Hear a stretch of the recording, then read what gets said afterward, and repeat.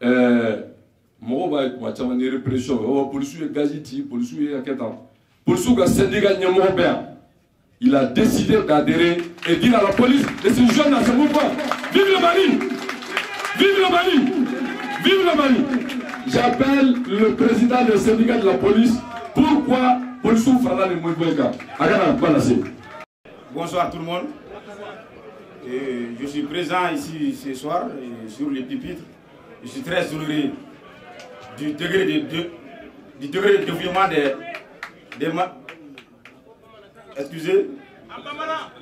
Non, je suis venu ce soir, je suis présent sur ces pupitres pour remercier l'ensemble des forces vives présentes ici et ceux qui ont pris la responsabilité d'organiser ces différentes manifestations pour honorer le peuple malien, parce que nous avons tous constaté que le pays est buté à un grand problème et nous avons vu que notre avenir était en phase d'être hypothéqué par des vendeurs de véhicules, par des rats de bar que nous n'accepterons plus.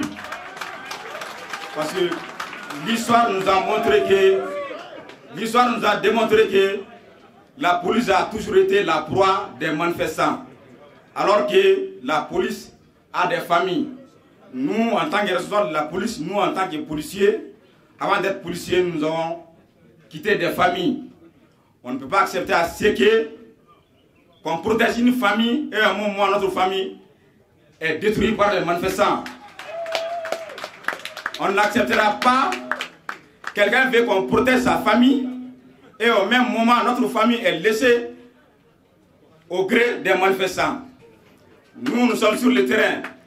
Le vendredi passé, le 5 juin passé, beaucoup de policiers ont été blessés. Et au même moment, ces policiers qui protégeaient leur famille, Dieu et ces mêmes peuples. Donc ceux qui disent que nous sommes présents avec le mouvement M5-RFP, notre intention, ce n'est pas de faire un coup d'État. Mais notre intention, c'est de prouver au monde qu'il n'y a pas d'institution plus importante que le peuple.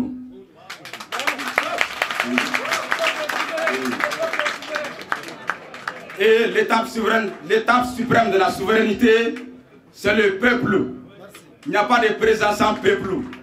Il n'y a pas de police sans peuple. Il n'y a pas de pays sans peuple. Si la communauté internationale nous attend, nous, on ne peut pas être à la merci des gens qui ne connaissent même pas notre valeur.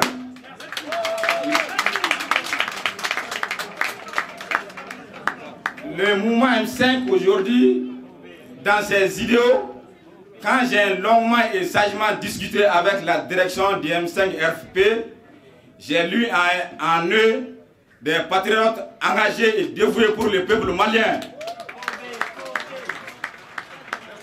Les rumeurs que j'entendais dans les rues, c'était Kaojim était un putschiste.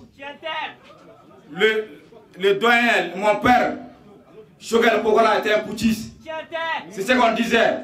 Mon père Cheikh Mar, on a dit qu'il a fait combien d'années au ministère de la Culture. Mais quand j'ai discuté avec eux, j'ai beaucoup appris avec eux. Dans leur slogan, c'était « Fissons la police, nous ne sommes pas là pour brûler ce pays. » Mais nous avons constaté des faits négatifs qui veulent mettre ce pays sur des mauvais chemins si on ne fait pas attention. En 2023, la belle illustration nous a montré, les élections de passées, c'est la belle illustration qui prouve aux Maliens qu'il n'y a plus d'élections crédibles et transparentes au Mali. Si on s'hasarde à attendre 2023, on va hypothéquer notre avenir.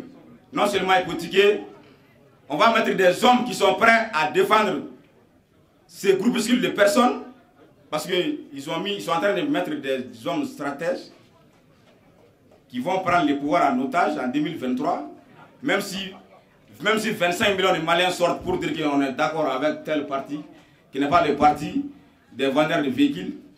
On va dire qu'on va arriver, même si Manassa est mort, on va l'arriver pour dire que c'est les vendeurs de véhicules qui ont gagné. Donc à partir d'ici, de ce soir, nous allons demander aux manifestants de protéger les policiers. nous allons demander aux manifestants que les policiers pensent que vous êtes le peuple. Et avant d'être policiers, on est issus de ces familles-là. Et si on quitte la police aujourd'hui, on retourne dans ces familles-là, il se peut que demain on va m'arrêter. Mais si on m'arrête, l'histoire retiendra qu'un certain Sidi Tamboura a dit que... L'histoire retiendra qu'un certain Sidi Tamboura a laissé son salaire, a laissé sa profession, a sacrifié sa famille pour le peuple malien. Et sur ce point, ce qui nous encourage, on pense valablement aux hommes, aux différents empires que le Mali a eu à connaître, aux hommes valables qui ont géré le Mali, à savoir les Firoun, les Moro Keita, les Tcheba, les Babemba. Ces gens-là ont honoré le peuple malien, ils ont honoré le Soudan jusqu'à la République du Mali en 1960. Tout le monde sait comment ce pays-là a accédé à l'indépendance en 1960. Parce qu'il y a des hommes qui ont accepté de se sacrifier. Donc ce sacrifice, on ne doit pas avoir peur de ce sacrifice. Ce sacrifice, c'est sacrifier pour un pays, c'est pas de trop. Accepter de mourir pour un pays, c'est pas de trop. Ça nous rappelle au Kissima, au Tchekorol. Donc c'est juste pour vous dire que nous sommes là aujourd'hui. On n'est pas là pour faire un coup d'État. Et je lance un appel aux patriotes engagés. Ceux qui ont peur de venir, ils ne doivent pas avoir peur. Si tu dois avoir peur de l'avenir de ta famille, tu dois avoir peur de l'avenir gaspillé de ton pays. Parce que si ce pays-là est brûlé, il faut se dire qu'on n'a pas d'autre pays pour aller. Si on va au Burkina, on dira que nous sommes des étrangers. Si on va encore Côte d'Ivoire, on dira que nous sommes des étrangers.